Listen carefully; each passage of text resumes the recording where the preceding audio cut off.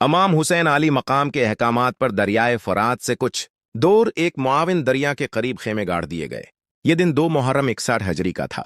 ये नक्शा इमाम हुसैन अलैहिस्सलाम के उस रास्ते की निशानदेही करता है जो उन्होंने मक्का से इराक तक अख्तियार किया। जिस दिन इमाम ने सफर का आगाज किया वो दिन 8 जवालहज 60 हिजरी था। इमाम के हमराह औरतों और उनके खानदान और दोस्तों के बच्चों समेत कल 50 लोग आजम सफर थे। इमाम सलाम का चचा इब्न अब्बास और भाई मोहम्मद हनफिया इस सफर में उनके हमरा नहीं थे। उन्होंने इमाम को अलवदा किया और उन्हें मुस्तकबल में पेश आने वाले खतरात से आगाह किया। हजरत मोहम्मद हनफिया ने उनसे कहा कि मक्का के लोग और दीगर ज़ायरीन इस बात पर हैरान हैं कि आपने हज से एक दिन कब्ल सफर का अज़्म क्यों किया। इमाम ने अपने भाई के नाम एक खत छोड़ा जिसमें सारी तफसील बयान कर दी।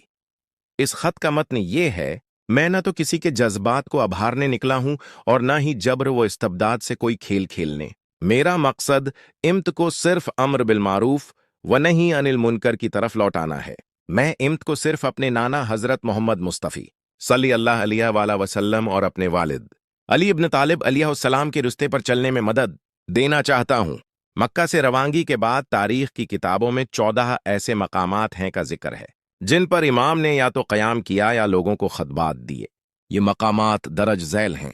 सफ़ा, ये वो मकाम है जहां जिसके बारे में मुताद्दिद मोरखीन का ख्याल है कि यहां आपकी मुलाकात अरब के मशहूर शायर फरजदक बिन गालिब से हुई।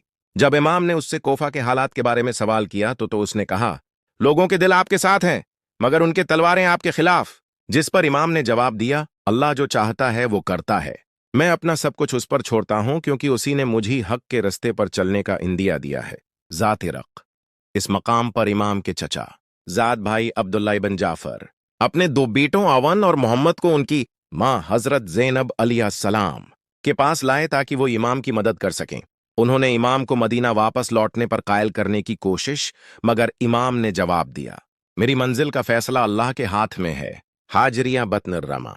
इस मकाम पर इमाम ने कैस बन मुसहर को एक खत देकर कोफा भेजा और इराक से आने वाले अब्दुल्ला बिन मुत्तिया से मुलाकात की।